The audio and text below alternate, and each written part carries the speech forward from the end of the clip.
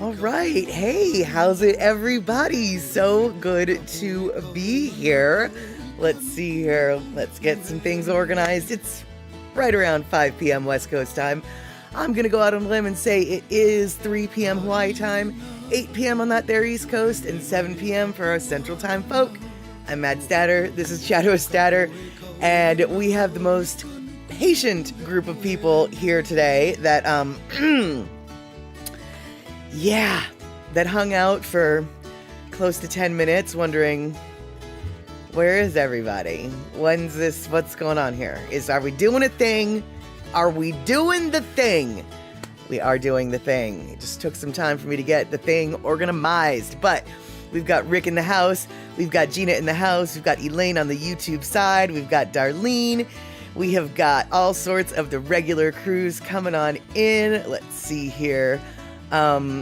We've got Elaine thinking, wait, hold on.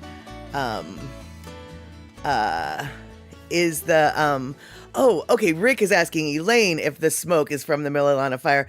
I think the Mililani fire went out because of some good rains, didn't it? Or did I make that up in my head? I think we know I could have made that up in my head. All right, so let's see here. Talking about the weather, so we'll let you guys talk about the weather and we'll come back to that. But right now, we're already late, so let's get the party started, shall we?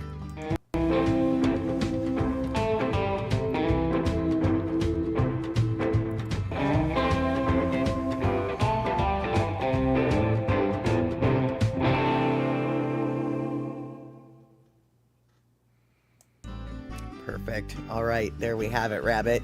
So, it looks like Darlene had a lovely 65-degree day today with sunny blue skies.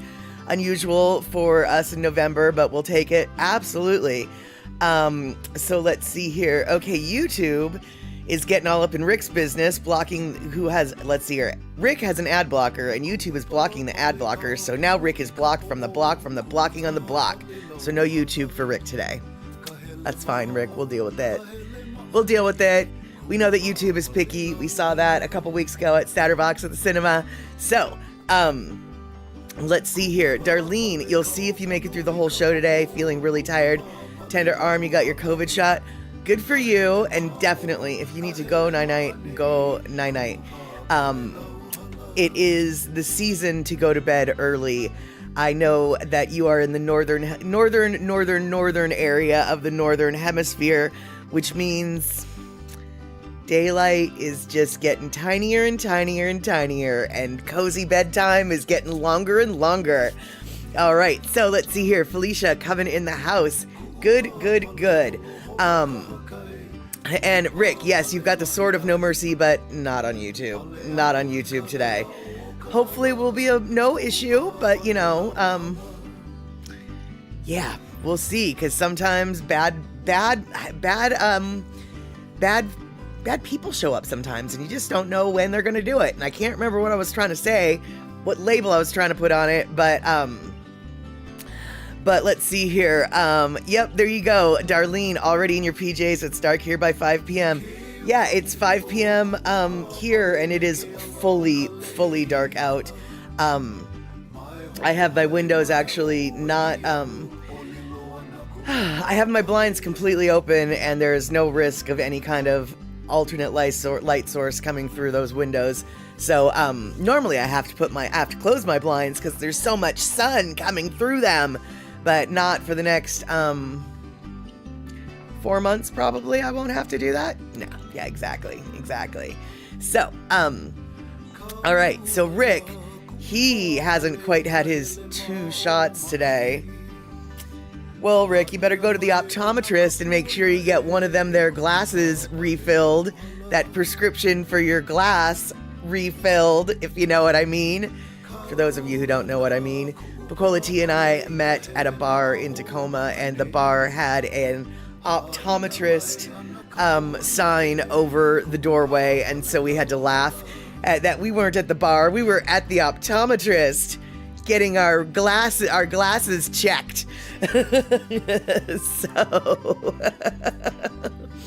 So let's see here. Rick bragging that they had to eat early today because you can't grill out in the dark too good. I don't know what it was that you were grilling, but yum, sounds delicious. I wonder if you were grilling mushrooms, because I'll tell you right now, I was planning on talking a little bit about mushrooms today. Picola T sent me a very cute video that unfortunately I did not download when she sent it to me. I don't, and even more frustrating is I cannot find where it is she sent me these links.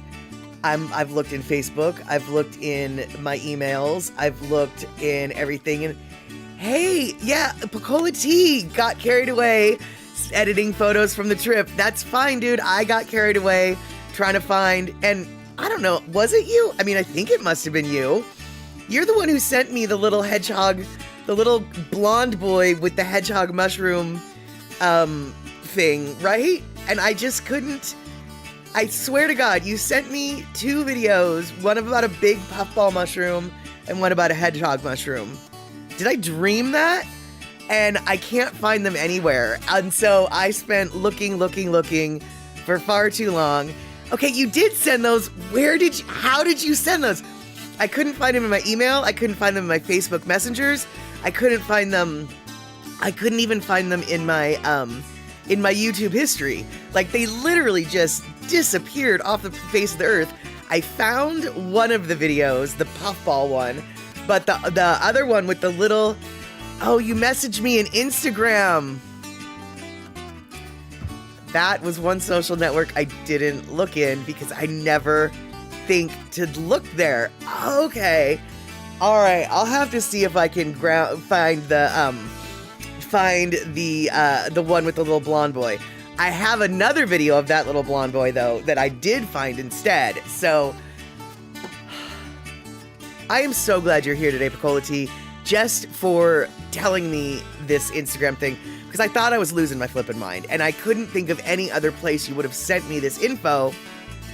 I need to get back. I need to start doing Insta more. So it actually occurs to me that something might be on there. But all right, so looks like C Honda came in. Excellent. Good to see you.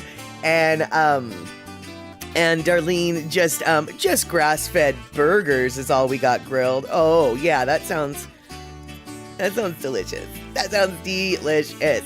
And Gina, I don't remember how to make people mods on YouTube, and I don't have my YouTube page up. So I probably do need help on YouTube, but I'm guessing today is not the day that you're going to give it, because I'm not sure, unless I've already given you moderation permission on YouTube. I don't remember how to do that, and so we'll do that later if you want. And yes, indeed, Picola T, I am losing my mind. And so you guys get a front row seat. That's right. But thanks to Picola T, she was the one who mentioned, hey, why don't we talk about mushrooms and or fungus? And it was like, that's a good idea. And then she sent some things, and I decided to expand upon it. So today we are going to talk about mushrooms, and ultimately we're going to go back, I guess, to what Rick and Darlene suggested a few streams ago, which is you should boil your mushrooms to cook them. And if you go and raise your eyebrow and look down your glasses like I just did, you would not be alone. But you guys, Gina, I did do the homework assignment.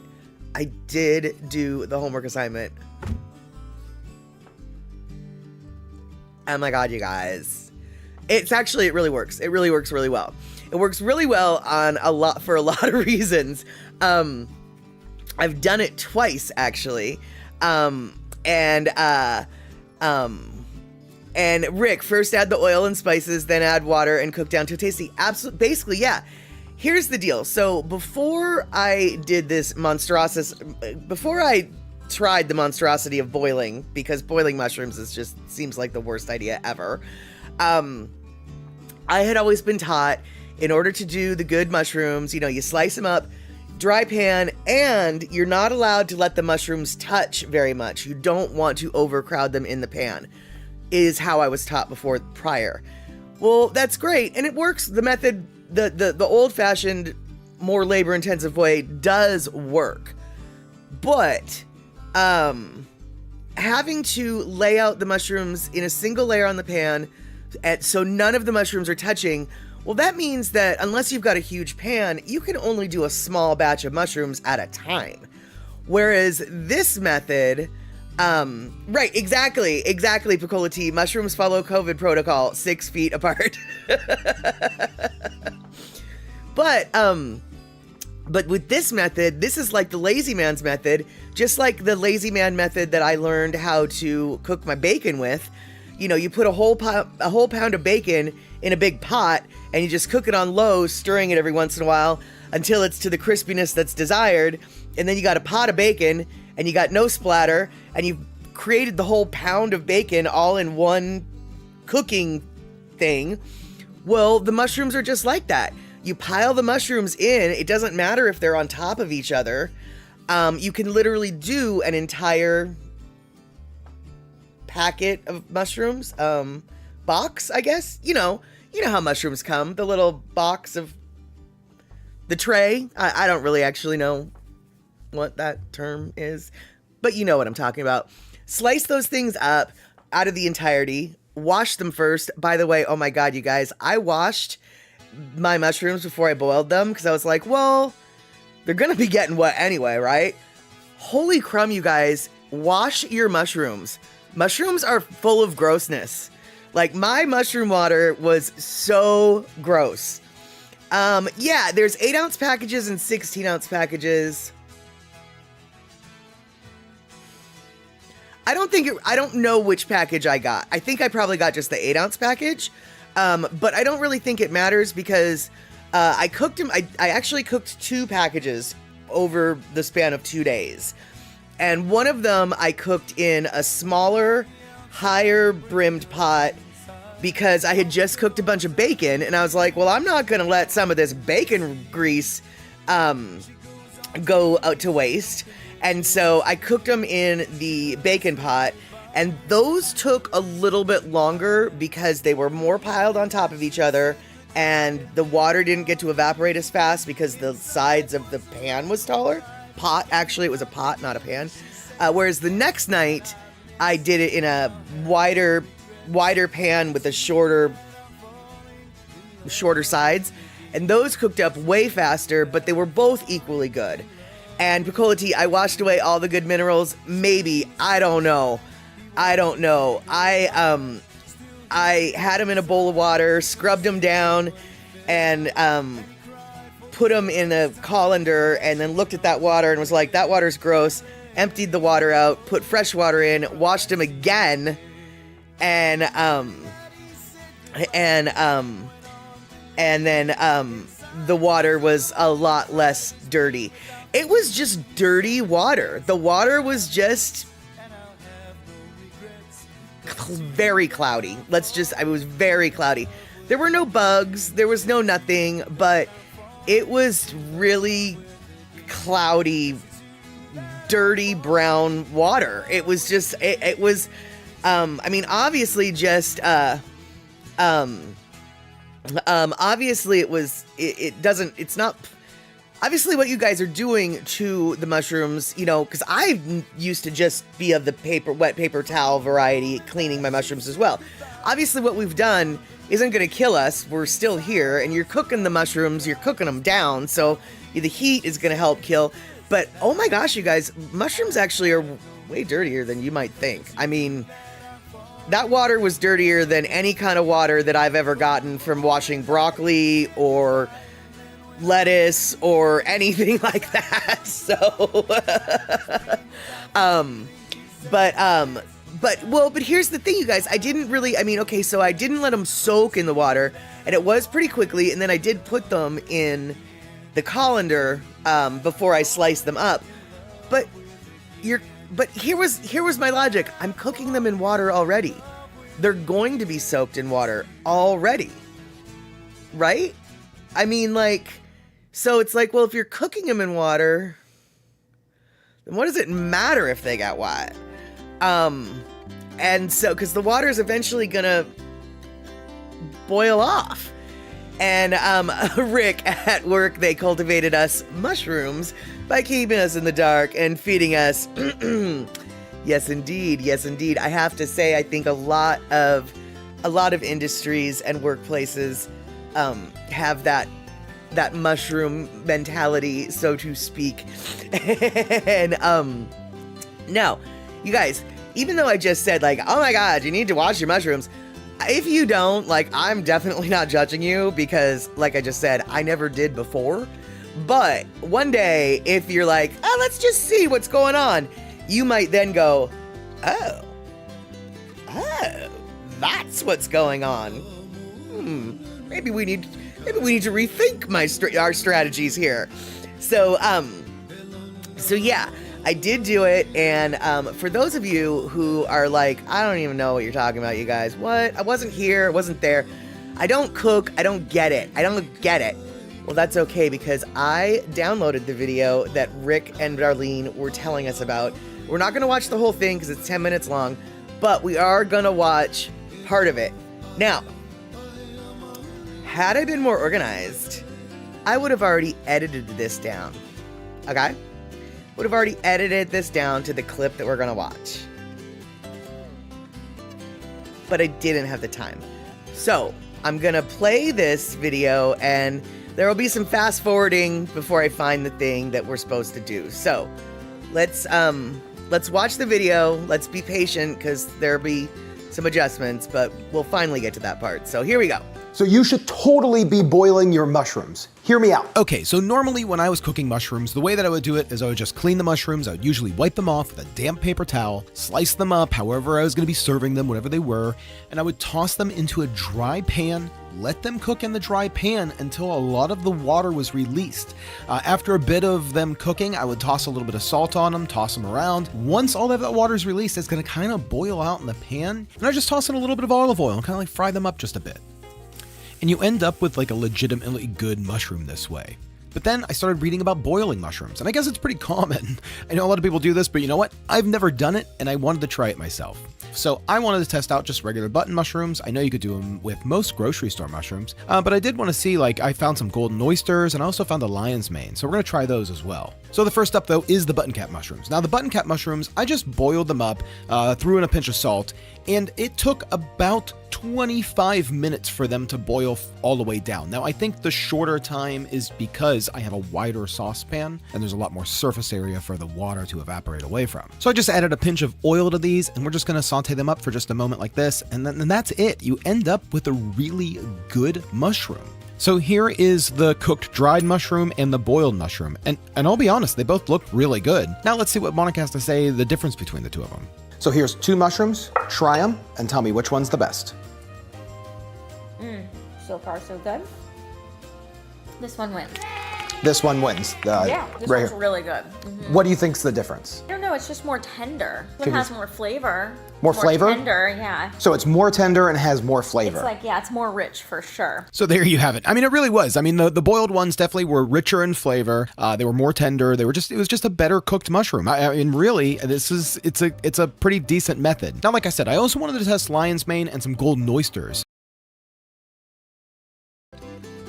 All right, so there you have it. That was the first 2 minutes of that video, because basically the rest of the video is them doing the exact same thing with the other mushrooms. Now, Darlene, you're right. You want to just barely cover them. You don't have to over cover them.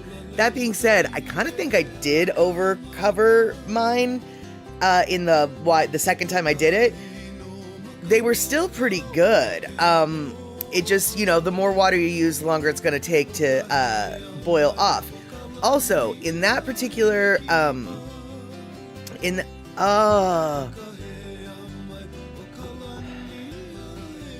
YouTube do what I think they did? God dang it.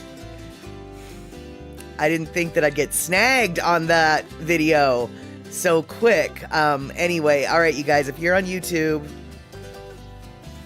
the video should come back now that I'm not breaking laws. All right, well, yes, no shrooms drowned in the filming of that video. No, but they did get et. They sure did get eaten. So basically though, in this particular video, if you got to watch it or hear it, they said that you put the salt and the oil in at the end when you're boiling them. I actually didn't put them in at the end. Okay, Elaine, you're on YouTube. Were you able to see the entire mushroom? Were you able to see the mushroom video through to the taste test? Because that's all I showed was through to the taste test. So hopefully you were able to see all of that. And anyway, the ones that I did at first, they already had, like I said, bacon grease at the bottom of the pan. And so I found that if you even add the oil on the salt, because, the bacon grease was kind of salty as it were, I found that you could even, the video says to add it at the end. Even if it was added at the beginning, it still ended up just fine.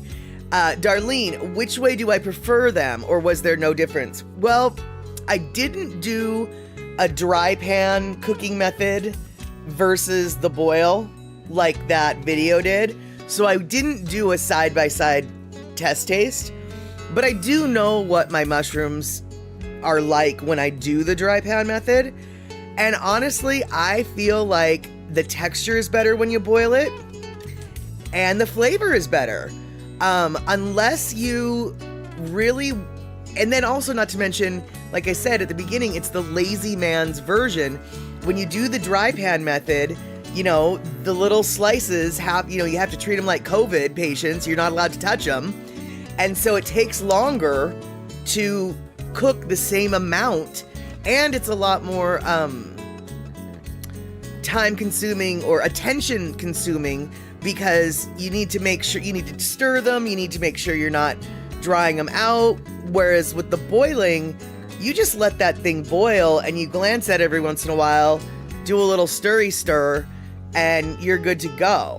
And Elaine, oh good, you saw the video, so it sounds like it might just be a weird YouTube issue for Rick. Rick and YouTube are not having a good time today. So, okay, good. YouTube didn't swoop in. I thought that was a little quick for YouTube to swoop in and just be like, no, you cannot watch this video. So, I really do encourage you guys, if you're thinking, okay, I'm gonna have some mushrooms, yeah, dude, do that little boil action. It is the easiest. It is the lazy man method, and it turns out just as good, if not better. And then Darlene, right, it doesn't surprise you recently added fresh mushrooms in your homemade chop suey, and they were really tender and good in that broth.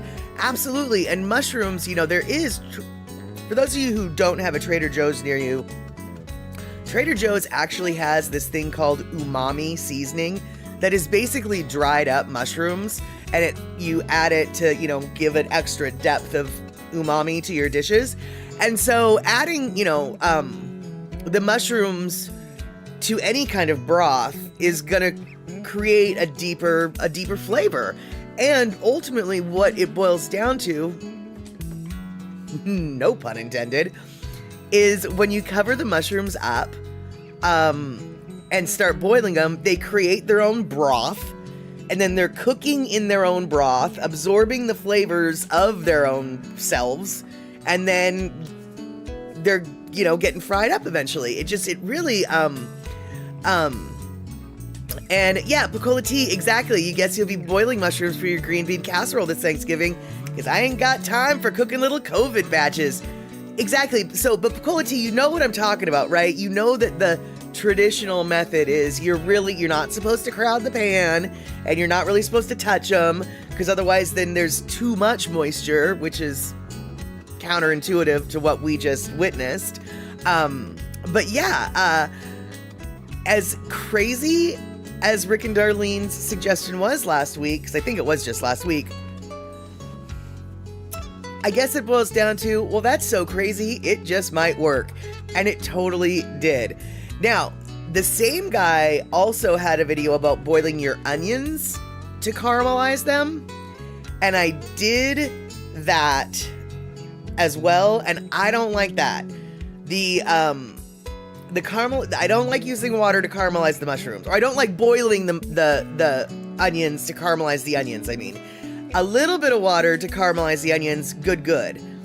But boiling onions to then reduce them down to caramelize them, nope, didn't like that. Didn't like that.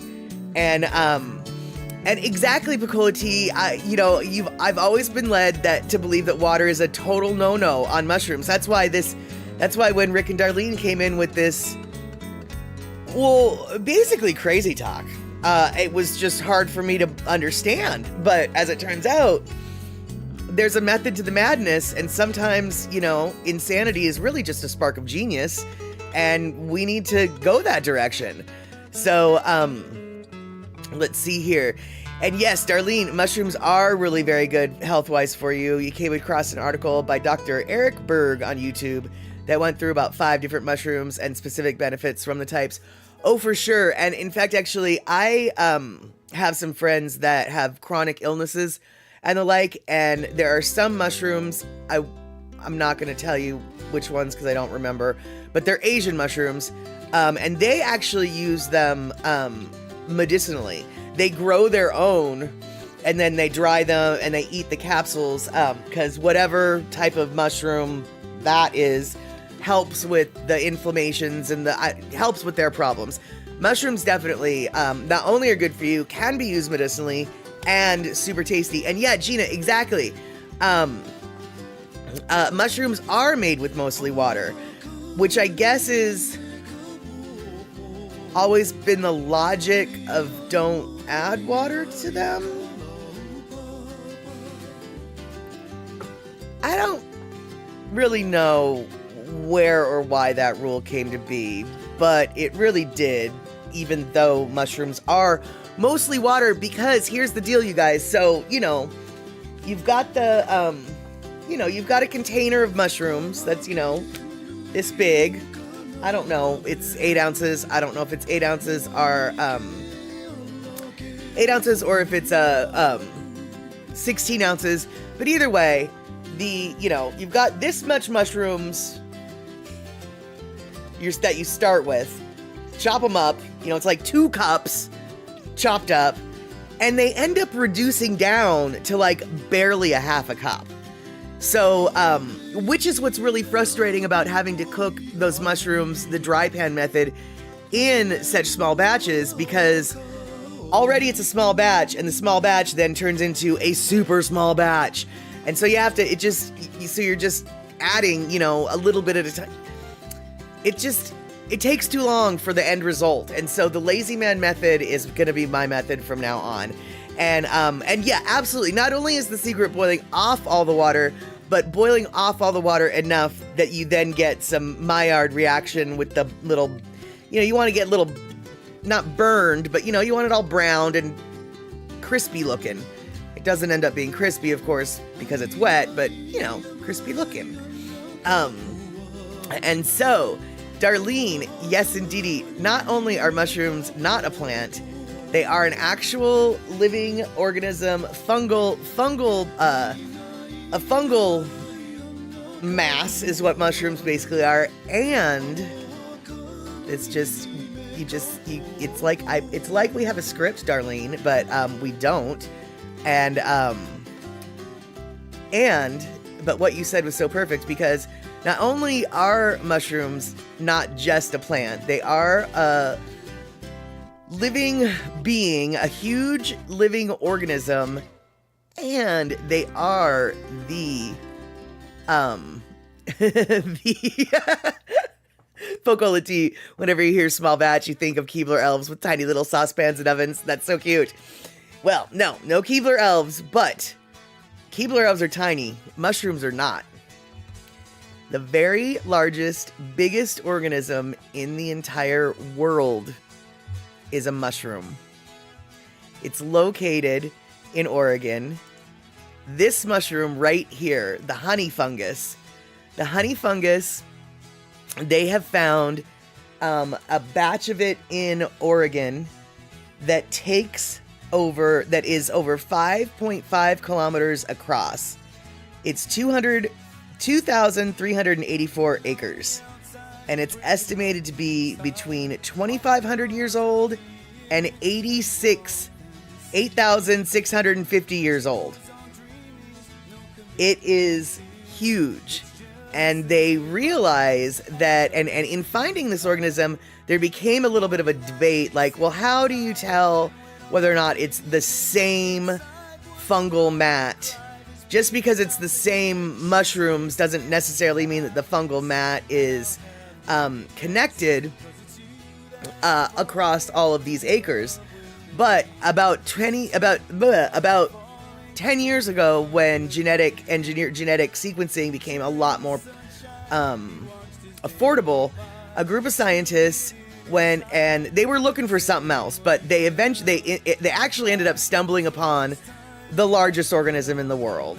And they determined that by doing genetic sequencing from all of the different mushrooms that were throughout the area, and they realized they were all genetically identical. They were all part of the same biomass. And like I said, that biomass is over 5.5 kilometers across. It is in Oregon. Oh yeah, that's right. You knew there was going to be maps, right? I mean, come on. You knew there was going to be a map.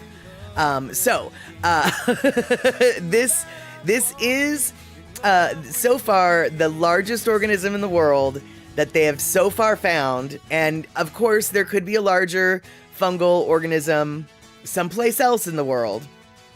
But right now, the one that they've identified, genetically speaking, is in the Malheur National Forest. And you might remember Malheur National Forest being in the news a few years back with the those patriots that were in an argument with the federal government, and they took over some national forest outpost or something. Yeah, that was right in this area. So yeah, the Pacific Northwest has some interesting types, but let's see. Why does this bring to mind pod people? Well, I'll tell you, man. So the honey fungus might not be that big with their individuals, but they're huge in their widespreadedness, right? To give you an idea of just how widespread this is the Pondo Forest. And the Pondo Forest is a forest in Utah. And it is arguably one of the other largest organisms in the world. All of these trees that you see, these yellow trees, they stem from one singular root mass. And this is in Utah, and all of these trees take about 106 acres combined. And they're all connected to each other. Genetically, they are all coming from one singular root mass. But the reason why I bring up this, because this really has nothing to do with the mushrooms, other than this swath of land is a picture of 106 acres. And that goes pretty far out, you can see. The honey mushrooms, remember, take up 2,300 square acres. So this is 106 square acres. I mean, I guess acres are square, so 106 acres. But this mass takes up almost 23 times the space of what you're looking at here. So this times 23 is how big that mushroom system is.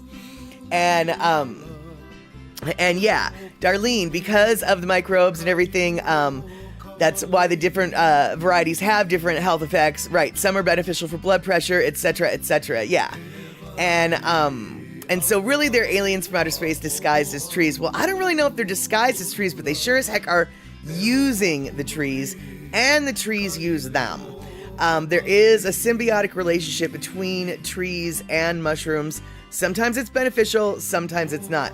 As it turns out, the honey fungus, which is edible, is actually very detrimental to the trees that it infects. And when I say infects, I actually do mean infect, because it does eventually kill the tree. It kills the host.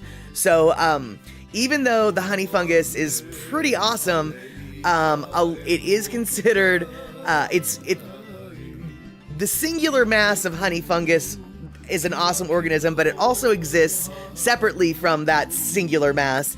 And if you have them in your yard or your garden, you're really, really, really not going to be happy. They will kill your plants. They will kill your trees.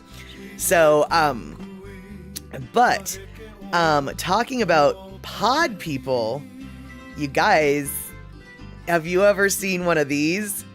I swear people could get this. This could be a pod for a person. That's a puffball, y'all. That is a puffball. Have you ever seen a puffball in the wild? They are huge. I found one once when I was in Idaho looking for morels, and it was about the size of a volleyball, and it was considered small. So if you've never seen or heard of a puffball, here, let's see here. Let me show you this little video. Boop.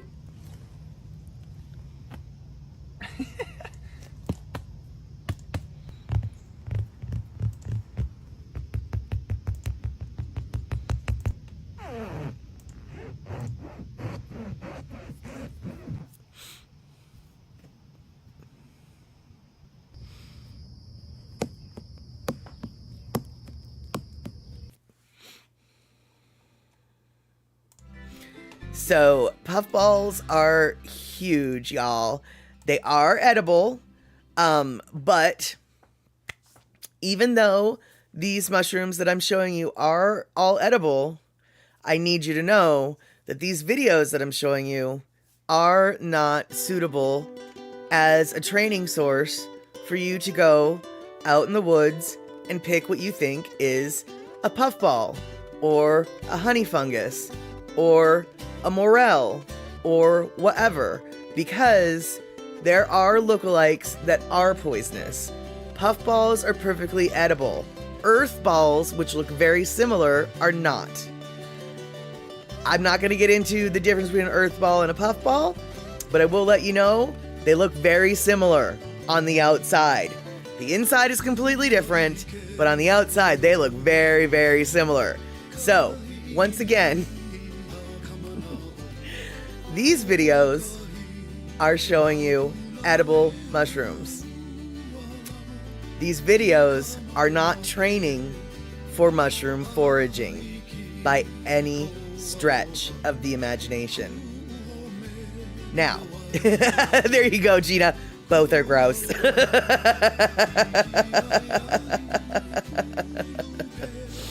And exactly, Picolati, leave it to the professionals. And Darlene, I've heard about the lion's mane mushrooms being beneficial to the brain, but I didn't know that college students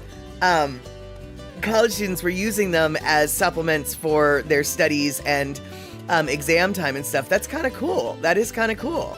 So let's see here. Yeah, leave it to the professionals. Now, this little guy is who Picolati sent me a video of.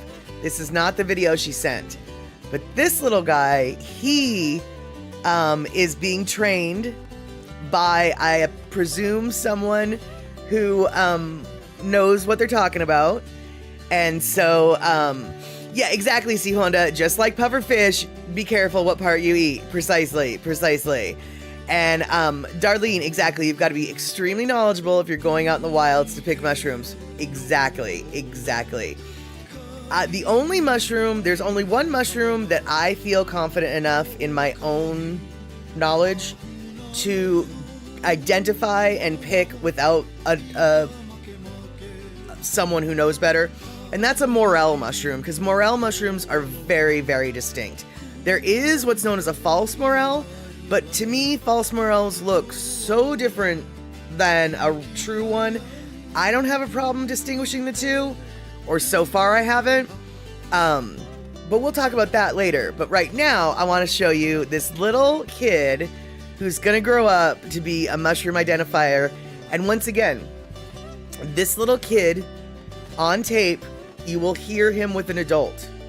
The adult in this video, or in the description of this video, the adult made it very clear what Arthur, the little kid, did was done under supervision, and they already knew what they had. Do not do what Arthur did in this video unless you're with someone who knows better. So, do not do what Arthur did. But let's see what Arthur did. Hello everybody, it's Arthur. I've picked this mushroom and I think it might be a Ursula. Let's check if it's Ursula. Does it have flaky gills? Yes. Does its stem snap like a piece of chalk? Yes. Now, let's see if it's edible or not.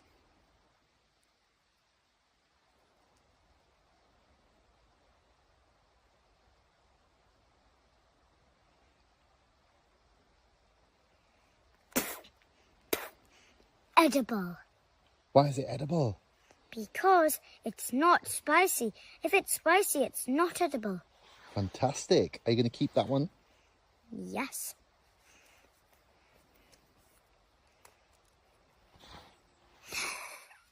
Bye.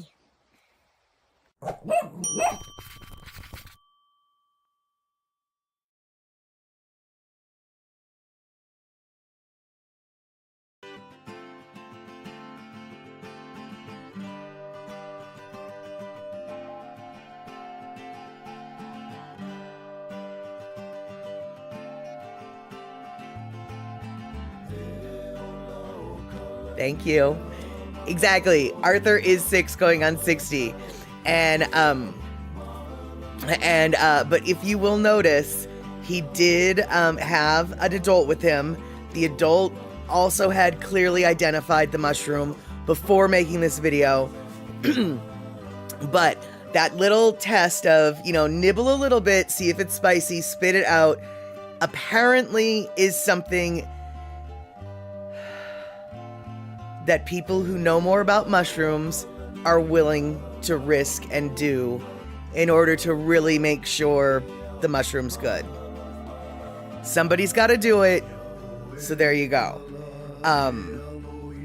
Once again, let me emphasize, and I cannot emphasize this enough, don't do what Arthur did unless you're with somebody who knows better, okay?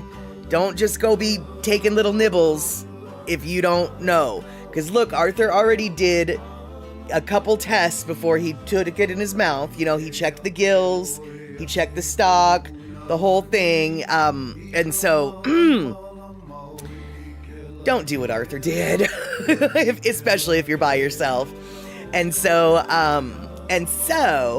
that is, that was Little Arthur, and Little Arthur was talking about hedgehog mushrooms in the video that Cola T sent. Yeah, exactly, Bullet. No, after you. I insist. That's exactly it. But Bacola T sent me a video where Arthur was talking about the easiest mushroom to identify in the forest, and he thought that the easiest one was the hedgehog mushroom. Now, I've never even heard of a hedgehog mushroom. I don't even know if we've got hedgehog mushrooms in the United States. But this is what a hedgehog mushroom...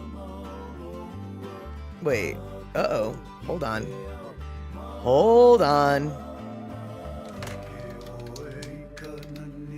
I thought I downloaded this, but I didn't. So let's do my hedgehog. Here we go. Getting to a hedgehog. Doop-a-doop. There we go. That is a hedgehog mushroom that all y'all should be able to see. And apparently hedgehog mushrooms don't have gills. They have little hedgehog spikes underneath them that you can kind of see here. And so that's a hedgehog mushroom. And hedgehog mushrooms are actually related to the chanterelle mushrooms. As you can see, they kind of look alike. But as you can see, the chanterelles have the gills underneath, whereas the hedgehogs have not gills. And so let's see here. Darlene, they say there's over 1,000 different varieties of mushrooms. Oh, I'm sure. Some are good for eating and others not for eating. Exactly. And Pagola T, yes, everybody was a mushroom for a second there sitting in the dark. But, okay, so let's see here. We've got a puffball mushroom. They're huge. We've got the chanterelle mushrooms. There's a false chanterelle, and false chanterelles look remarkably like chanterelles. So even though chanterelles are quote unquote easy to identify, I don't trust my identification. I don't trust my own identification of chanterelles to pick them on my own. They're really common in the woods here. You can catch them at some specialty greengrocers. My greengrocer has them on occasion. Foragers will come and sell the mushrooms. But these chanterelles, wild picked in the Pacific Northwest, are running about $23 a pound right now. So definitely pricey, but if you don't know what you're gonna be picking and what you're looking for, sometimes it's better just to pay the $23 a pound to know that you actually have a good one. And now this is, this is an amanita, otherwise known as fly agaric, something. And this is where the Smurfs live. And I say that for a couple different reasons. First off, it's where the Smurfs live. Come on, that's a Smurf house. But actually, the reason why I say it is because if you eat these, you might start seeing some Smurfs. These are sometimes hallucinogenic, sometimes they're not. Every mushroom has a different potency. Sometimes the potency is so potent that they'll kill ya. So, you don't really want to go eating these, but some people do. And like I said, you might see some Smurfs if you do end up eating those. So there you have it. And then let's see here. And then this is a poster of different woodland mushrooms that you can definitely get around here at least. And as you can see, you've got the brown beech ones, and they, I guess, grow on beech trees. And the hedgehog mushrooms apparently really like the beech trees as well. And then you've got chanterelles, the psilocybins, the fly agaric, the oyster, and the morel. And so that's a cute little poster I thought that we should look at today, just cause for shits and giggles. And let's see here, Darlene. Yep, this year at the farmer's market you went to, there was a mushroom stand with a mushroom expert, and the prices for his mushrooms were very pricey. Absolutely. Because though, here's the deal. Okay, so look at the morel here. Look at that morel. You think, oh, that is the most obvious mushroom in the world. How could you misidentify a morel, right? Well, morels come in a lot of different shapes and sizes, and some of them are known as false morels. So I'm gonna show you some pictures here. We've got a picture here. You got that first picture, and then we've got this other picture that's gonna be coming up in just a minute. There you go. So, black morel, white morel, false morel. That right there is a false morel. If you don't know what you're looking for, you could assume it was a regular old morel. But it's not. This morel is delicious. The black morel, also delicious. The false morel, I don't know. And I don't think anybody knows, because it kills ya.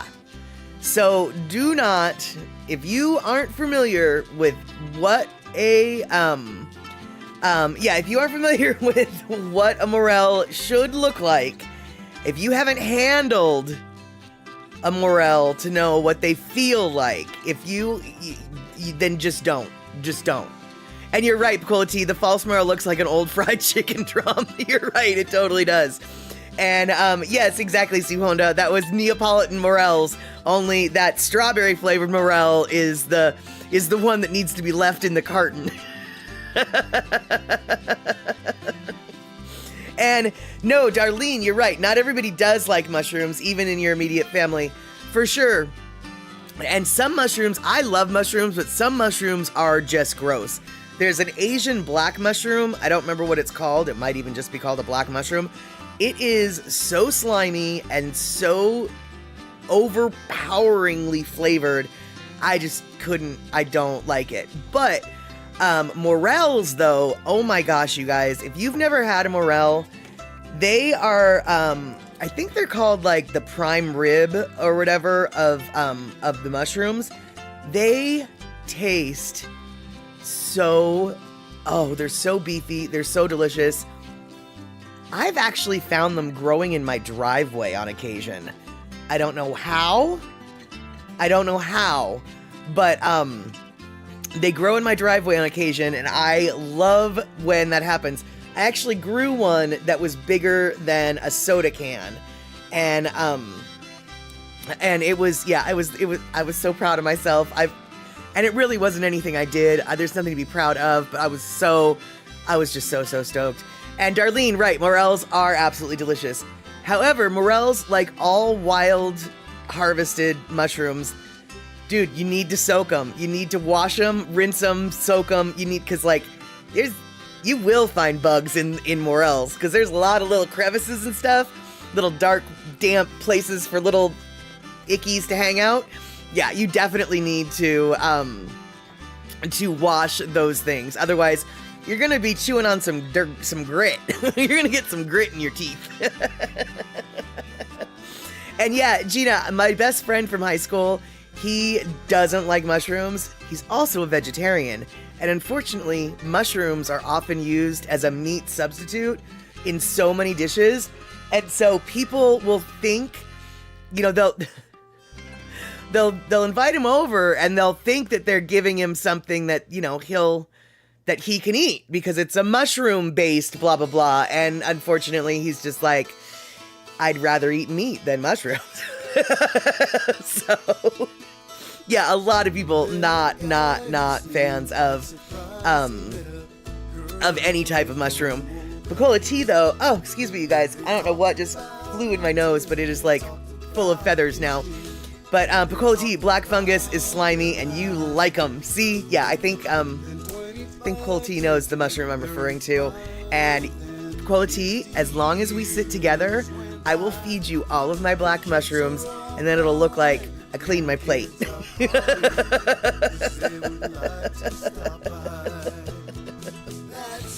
All right, so let's see here. I think we have totally covered most of the mushroom talk today. So maybe we should take a Lono listening break so I can go blow my nose and figure out what just happened. And oh yes, Picola tea, I mentioned that earlier. Trader Joe's has a fantastic umami mushroom seasoning. Use it to amp up savory dishes, make meat dishes taste even meatier. Right, exactly, which is why mushrooms are so often used as a meat substitute. But from a vegetarian friend who really doesn't like mushrooms, that's just not up his alley. All right, so let's see here. Let's do a little Lono listening break, and we'll be back for the last half hour or so of the show. And I don't know what we're going to talk about, but we'll just talk about... Oh, actually, I've got something to talk about because... We'll talk about it after Lono. All right. Boop. Thank you, Ann, Elise, Ware. Thank you very much. Hammer Jang Gang. Check that out, huh?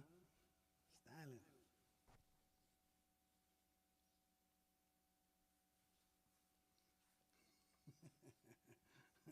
You got it straight? Okay, yeah. Right there.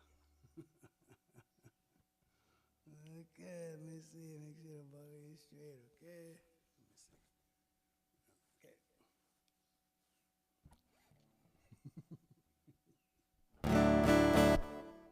Let's go.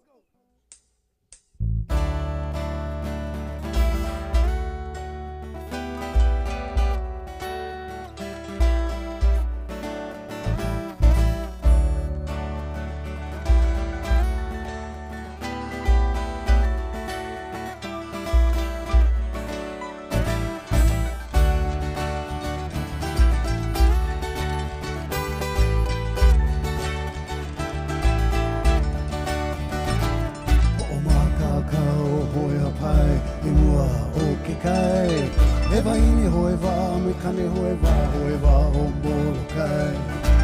Amalo, holo holo mai, e kaunaka kai.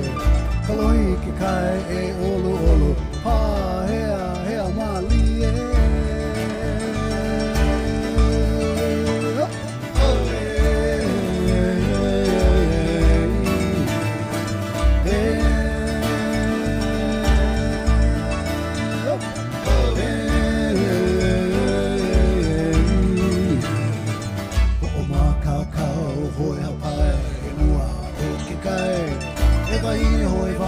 Kane hoi wā o mō kai. Kamalo, holo holo mai, e kanaka kai. Kalohi ki kai, e olu olu, ha hea, hea mali e.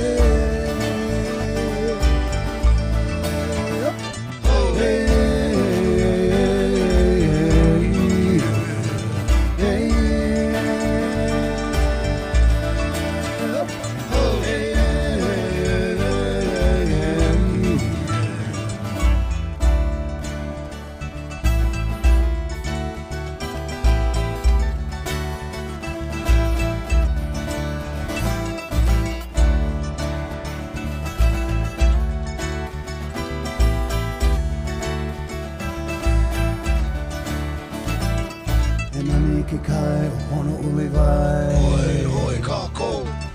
He nani ki kai o puko o. Hoi, hoi kako. He nani ki kai o kapaakea. Hoi, hoi kako. He nani ki kai o molokai. Hoi, hoi, hop. Hoi.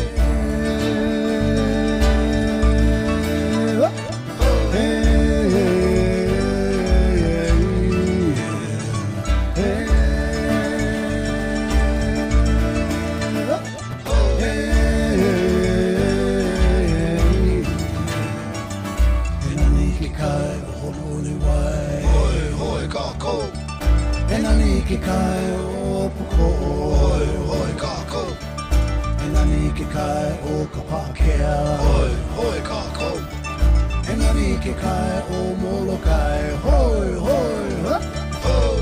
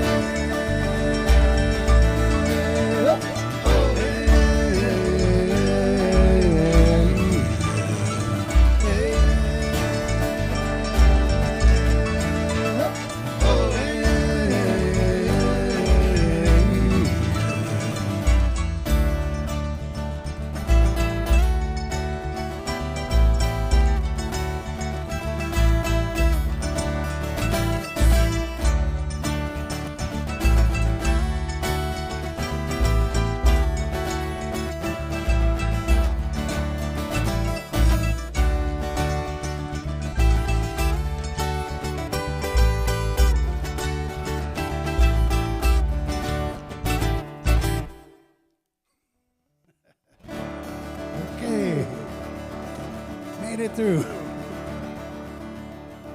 Thank you, Ann. Thank you very much.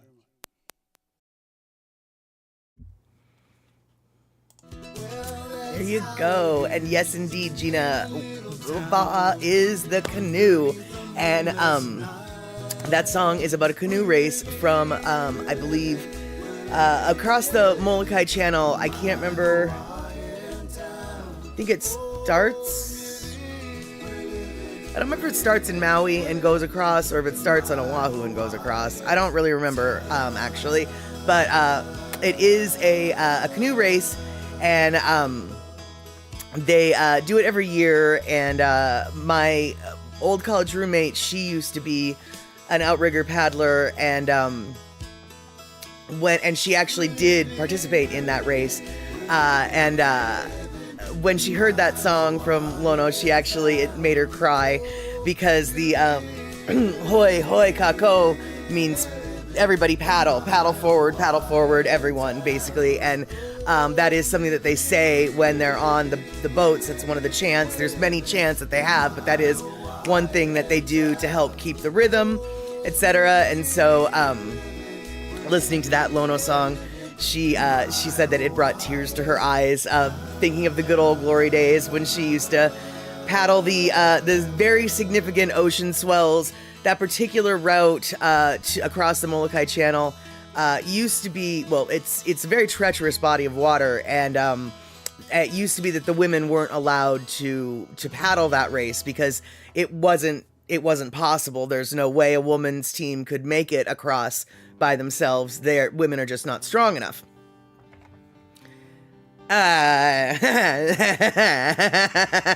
Yeah, that ended. And today women for many decades now have been paddling that particular race. So, but you know, girls aren't strong enough. Yeah. Anyway, before the Lono listening break, I almost got sidetracked again on the topic of the day. That's right. We're talking about mushrooms. And so the little Arthur boy, the little blonde boy from England, who is so pale, Arthur belongs in the forest looking for mushrooms, because if that child saw a glimmer of sunlight, I think he would probably poof into a flame and then disintegrate into ashes. That child is so pale that I don't think he belongs under the forest cover, never to be seen by the sunlight ever. But in the video that I didn't show here today, where he was talking about the hedgehog mushrooms, he mentioned a way of dealing with mushrooms that I had never thought of. And so I'm wondering, you guys, do you know what he was talking about here? Yum, Si Honda had a little mushroom soup today. Ooh, you know, I might have to go grab some more mushrooms and make some mushroom soup, because now that I know how to cook mushrooms. But anyway, Arthur, he mentioned pickled mushrooms. Anyone? Pickled mushrooms. Pickled mushrooms. What? Pickled mushrooms? Oh, and shoot, you guys. Deb Case, I forgot to say hello to you. And Verity Hunt, I forgot to say hello to you. Both all y'all came in during that Lono listening break. Today we are talking about mushrooms, oddly enough. And, okay, Picola T, first time you heard of pickled shrooms was from Arthur. There you go. Verity, nope. Rick, I never heard of that. Okay, right. Me either. So that might be a new rabbit hole that we're going to have to go down. Now, I couldn't help but wonder. Yeah, that's right. I've got props today. Not only did I have maps, I have props. I have one cheap prop, and then I have one more hoity-toity prop. This is a jar of marinated mushrooms. Picola T, you're already, yep, we're on the same page. This is a jar of marinated mushrooms, and so I'm wondering if this is what he meant by pickled. Darlene, you've heard of them, I've seen them in the specialty stores, but you haven't eaten them. Okay, so you're in the best you are in the best position to clarify. Pickled, do you think they mean the marinated? Or is pickled separate and different from marinated? Because I looked on the label here, and there does seem to be a little bit of vinegar in here, but I don't know, but it's really kind of far down on the list, and so I don't know if the mushrooms, I don't know if that's truly a pickle. Like, what am I trying to say? I don't know how much vinegar you need in your stuff in order for it to be considered pickled. Deb Case, you don't eat mushrooms, neither does Gina. And I'm sure there's plenty other people who have just tuned out today because they're just like, you've got to be kidding me. You might as well have a whole show on broccoli. I don't eat mushrooms, I don't eat broccoli.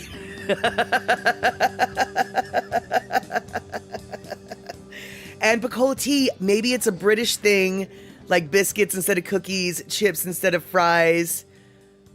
But then Darlene's coming in with facts. No, there was both. Marinated and then there's pickled.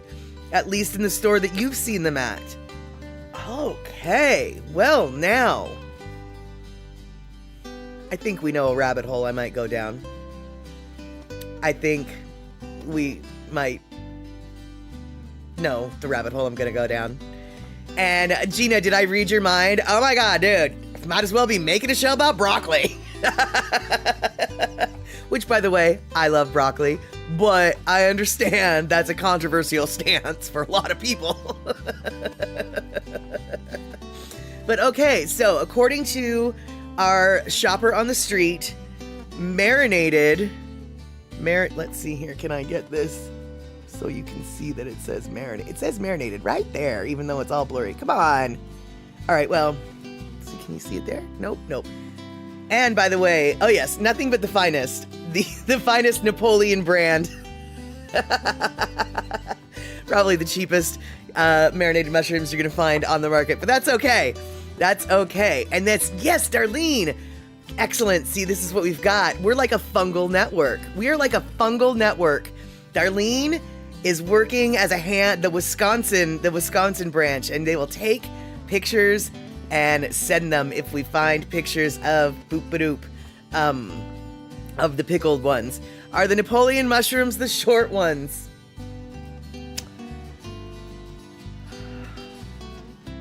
You're so funny, Picola Tea.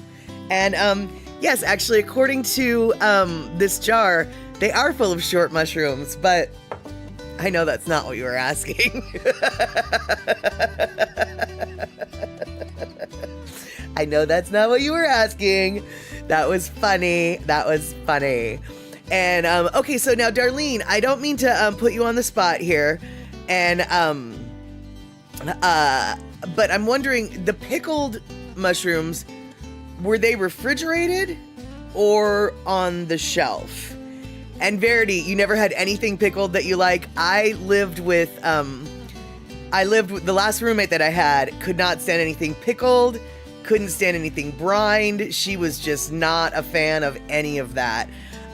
So consequently, no pickles. Do you know what no pickles means when you're living with someone who doesn't eat pickles? No tartar sauce. Can you live like that? No tartar sauce? I can't live like that. I'm guessing, Verity, you live like that. Which is fine, I guess, which means if we live together, I could have a jar of tartar sauce and you wouldn't touch it. But yeah, no pickles means no tartar sauce, and that just made me sad. And then, Picola Tea. Here's a secondary rabbit hole. Sweet versus sour pickle flavor. And those are fighting words. Absolutely, because don't even come at me with the sweet pickle. Nope. I cannot abide by a sweet pickle. No. So if I have sweet pickles and you love them, come sit next to me at the table. You can have all of mine. It's all good. I will not judge you. In fact, I will thank you because it will make me look like I ate everything off my plate. Because otherwise I wouldn't. And Deb, you love pickles. Okay. When you say you love pickles, do you just mean the cucumber style, or do you mean anything pickled? Because, like, you know, in America, when we talk about pickles, I feel like it's sort of understood. It's some sort of cucumber is what we consider a pickle. But, like, technically, pickles come in more than just cucumber. And so, like, you know, there's pickled asparagus, there's pickled green beans, there's pickled flippin' flirpin' mushrooms. And you know, there's pickled mango. The cucumber one, right? Okay. There we go. Yeah, that's kind of how when I say I like pickles, I actually really do mean, cucumbers, because some of the pickled stuff, like, I want to say, like, pickled beets and stuff, like, I don't think I would like that. Mostly because I don't like beets. Yeah, you know. And, Picola Tea, you like fermented food and drink. Okay, truth be told, I like beer. Yes, I like beer too. And I probably would like kombucha, but I'm afraid to try it.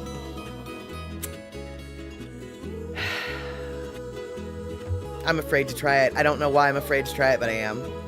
I hear it's good. I hear people love it. I'm afraid of it. So, if anybody have any of you guys tried kombucha before? And if so, what does it taste like? Serious as a heart attack, Picola Tea. Kombucha just sounds too healthy. I'm so on that page. I'm so on that page.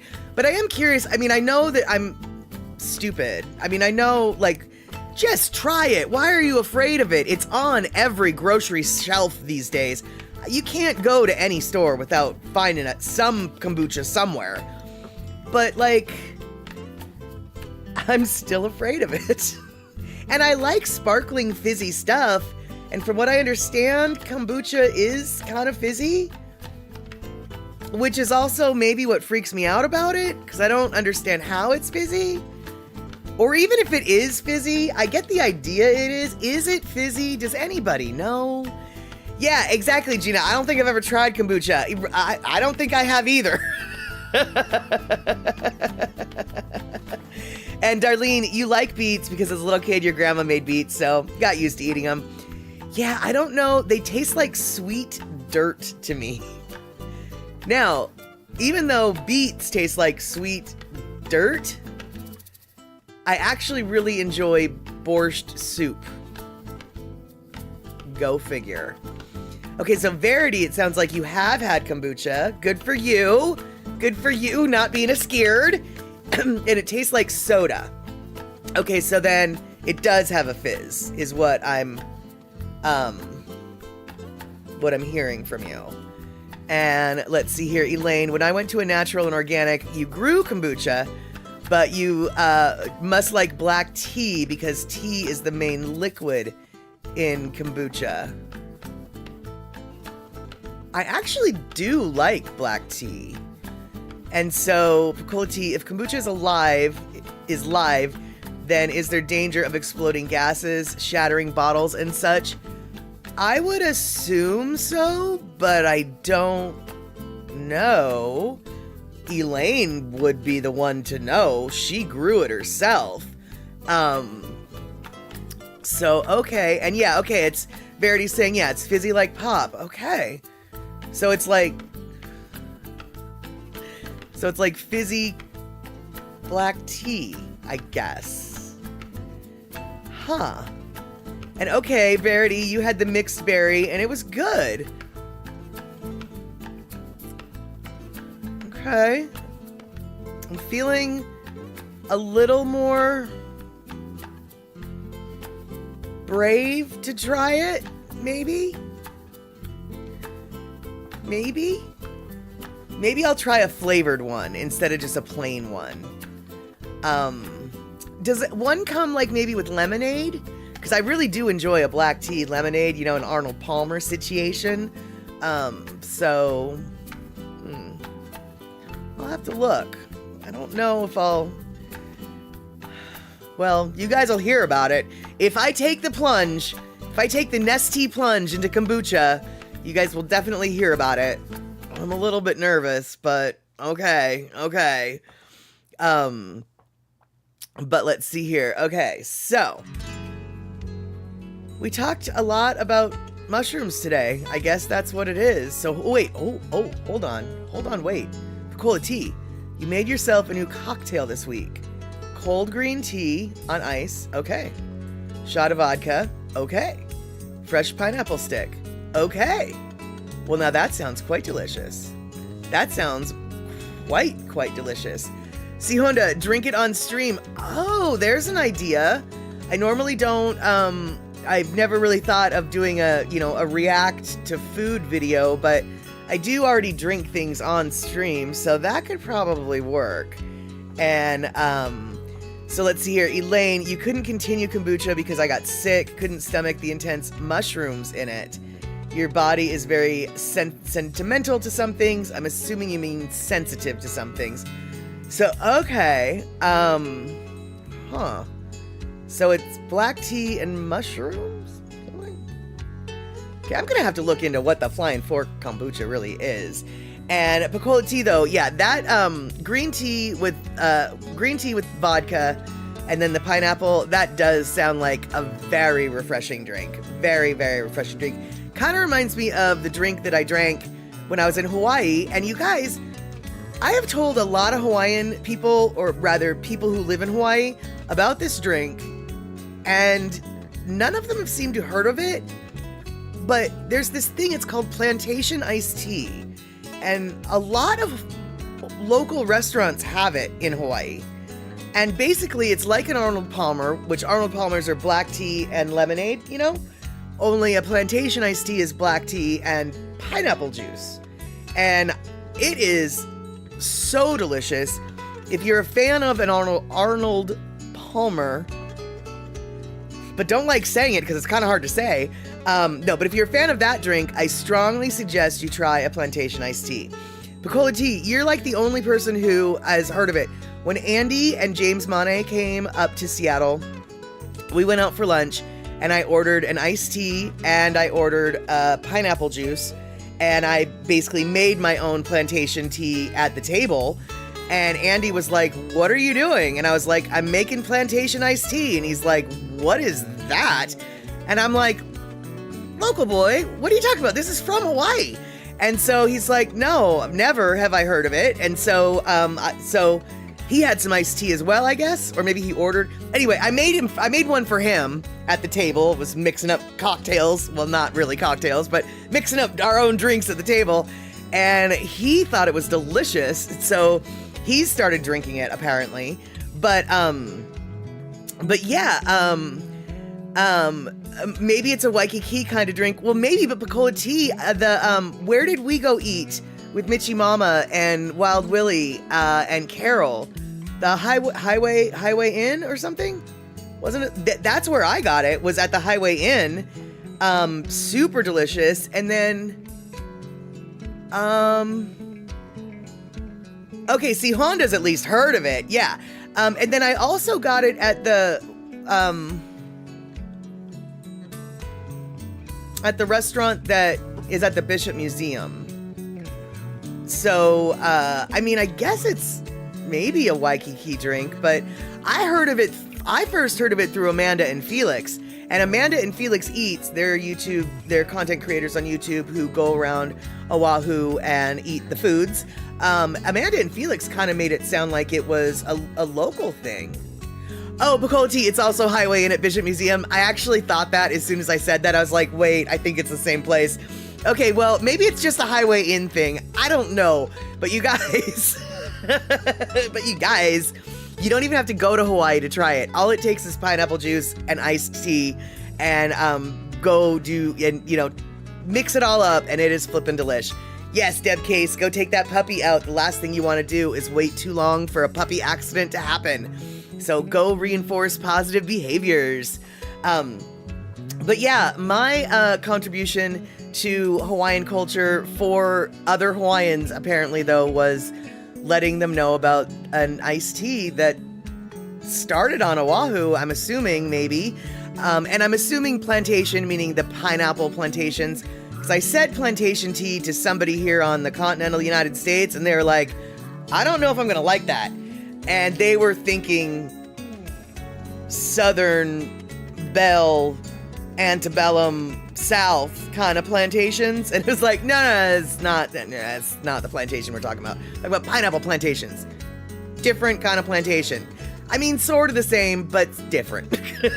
So, yeah, but I introduced that drink to James Monet, to Andy Bumatai, and to Poppy Shaney, and everybody seemed to like it, and if they didn't like it, they acted like it, but I saw Andy drink it more than once, so I at least believe him.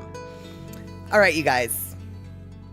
Now that we know about plantation iced tea, and we know about mushrooms, and we know a little bit about pickles and kombucha, it's time to wrap things up. We've got about a minute left. So I'm so glad that we can hang out together today. And I'm so happy you guys put up with my mushroom whim. We spent a lot of time on mushrooms, way more time than I had anticipated. That's okay. Mushrooms are the biggest organism in the world, so there's a lot to talk about, I guess. And Saturday, we're going to see each other, I hope, for Satterbox at the cinema. It will be Coraline, which will be the antidote to Barbie. We had a pink girl movie. Now we're having a darker girl movie. So it is our antidote to Barbie. Barbie. Words are jarred. So 6 p.m. West Coast time on Saturday. I hope to see you. And we will watch Coraline. And exactly, Picola Tea. Bottoms up, everyone. Have a great week.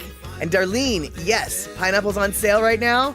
So now you know to make some plantation iced tea. All right, you guys. And yes, Elaine, kombucha is that probiotic bacteria-infused gut remedy, which is healthy for some, but a little too intense for others. Who knows? Maybe on Saturday, I'll try some kombucha. We'll see if I'm brave. All right, you guys. Thanks a lot for hanging out. We will see each other on Saturday. Take care.